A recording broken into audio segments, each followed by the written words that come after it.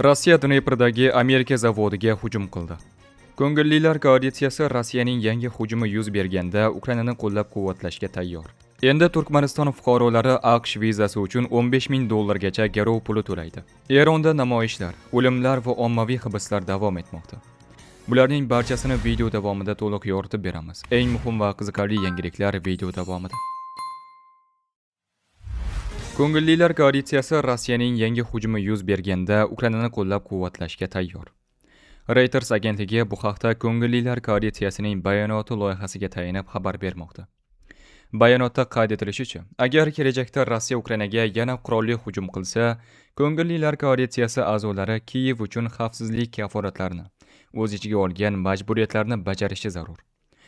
Ushbu majburiyatlar harbiy imkoniyatlardan foydalanish, razvedka va logistika tomonidan qo'llab-quvvatlash, diplomatik tashabbuslar, qo'shimcha sanksiyalarni joriy etishni o'z ichiga olishi mumkin. Shuningdek, koalitsiya a'zolari Qo'shma Shtatlarning qo'llab-quvvatlashi bilan Ukraina qurolli kuchlariga harbiy yordam ko'rsatishni va qurol yetkazib berishni davom ettiradi. Bundan tashqari, koalitsiya davlatlari AQSh rahbarligida bo'lgan o't ochishni to'xtatish rejimini nazorat qilish mexanizmida ishtirok etadi, deyiladi hujjat loyihasida. Tramp ma'muriyati 2026-yil 1-yanvardan AQShga kirish uchun biznes yoki sayyohlik vizasini olishda pasport egalari $15,000 gacha garov puli qo'yishi shart bo'lgan mamlakatlar qatoriga, ya'ni 7 davlatni qo'shdi, deya xabar bermoqda nashr. AQSh Davlat departamenti o'tgan hafta Butan, Botsvana, Markaziy Afrika Respublikasi, Gvineya-Bisau, Namibiya va Turkmanistonni ushbu ro'yxatga yashirin tarzda qo'shgan.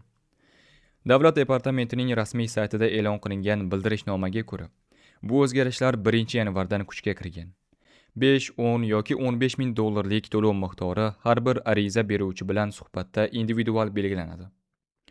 Hozirda AQShga kirish uchun biznes yoki sayyohlik B1, B2 vizasini olishda pasport egalari $15,000 gacha garov puli qo'yishi shart bo'lgan mamlakatlar ro'yxatiga jami 13 ta davlat kiritilgan. 2025-yil avgust va oktyabr oylarida Mavritaniya, San-Tome va Prinsipi, Tanzaniya, Gambiya, Malavi va Zambiya kabi davlatlar ro'yxatga kiritilgandi. Ularning ikkitasi Turkmaniston va Butan Osiyodan, qolganlari Afrika davlatlari. Bu ko'plab odamlar uchun AQSh vizasini olish jarayonini moliyaviy jihatdan imkonsiz qiladi, deyiladi Associated Press xabarida. Eronda 9 kundan beri davom etayotgan ko'cha namoyishlarida kamida 35 kishi halok bo'lgan. 1200 dan ortiq namoyishchi esa hibsga olingan. Bu haqda DPA agentligi Human Rights Activities in Iran huquqni muhofaza qiluvchi tashkilot va uning Hrana media tarmog'iga tayanib dushanba kuni 5-yanvarda xabar berdi. Hrana ma'lumotlariga ko'ra, dekabr oxirida boshlangan Erondagi norozilik namoyishlari kamida 88 shaharda, ya'ni mamlakatning 31 viloyatidagi 27 tasida bo'lib o'tgan. Huquq himoyachilari yozishicha, ma'lum bir pallada eronlik kuch tuzilmalari namoyishlarga qarshi kuch ishlatishni boshlagan. Ayniqsa kichik aholi punktlaridagi aksiyalarda. Huquq himoyachilarining xabar berishicha, ommaviy namoyishlar davomida halok bo'lgan 35 kishining 29 nafari namoyishchilar, 4 nafari bolalar, yana 2 nafari xavfsizlik kuchlari xodimlaridir.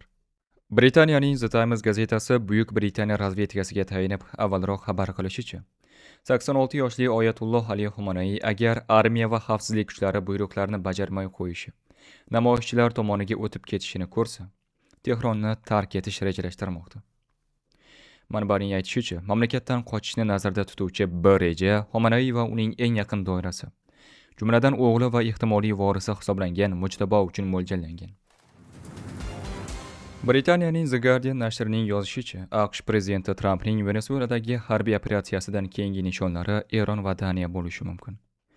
Venesuelada bir kechada sodir bo'lgan voqealar Eron va Daniya kabi hukumatlarni xavotirga solmoqda. Ularga qarshi Tramp radikal choralar ko'rishga tayyorligini bildirdi, deb yozgan nashr. The Guardianning ta'kidlashicha, Tramp AQShning Erondagi hukumatga qarshi namoyishchilarni qo'llab-quvvatlashga tayyorligini allaqachon bildirgan. Daniya razvedka xizmati o'z navbatida AQSh prezidentining Grenlandiyani har qanday yo'l bilan nazoratga olish haqidagi bayonotlari tufayli AQShni xavfsizlikka tahdid deb atadi. Nashr ikkala mamlakatning NATO ittifoqiga a'zoligini hisobga olgan holda Tramp bu rejalarni aql bovar qilmas deb hisoblaydi. 3 yanvar kuni Amerika Qo'shma Shtatlari Venesuelada harbiy operatsiya o'tkazdi. Natijada prezident Nikolas Maduro va uning rafiqasi Silvia Flores qo'lga olindi va ular Nyu-Yorkdagi Bruklin hibsxonasiga ko'chirildi. Tramp Venesuela hukumatini narkoterrorizmda til biriktirishda ayblamoqda. O'tgan kungi matbuot anjumanida Donald Tramp shuningdek, Qo'shma Shtatlar Kuba xalqiga yordam berishni xohlayotganini, chunki mamlakat achinarli ahvolda ekanligini qo'shimcha qildi. Mahalliy ommaviy axborot vositalarining xabar berishicha, Eronning Ilam viloyatidagi Abdanan shahri Eron Islom Respublikasi hukumati nazoratidan chiqqan birinchi shahar bo'ldi. Namoyishchilar Abdanandagi politsiya boshqarmasi binosini egallab, shahar ustidan to'liq nazorat o'rnatishgan.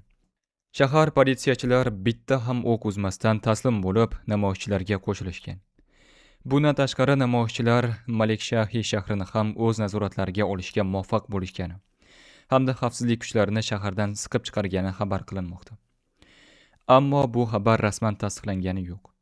Shuningdek, Tehronning eng yirik bozorida minglab savdogarlar rejimga qarshi shiorlar bilan norozilik aksiyasi o'tkazishdi.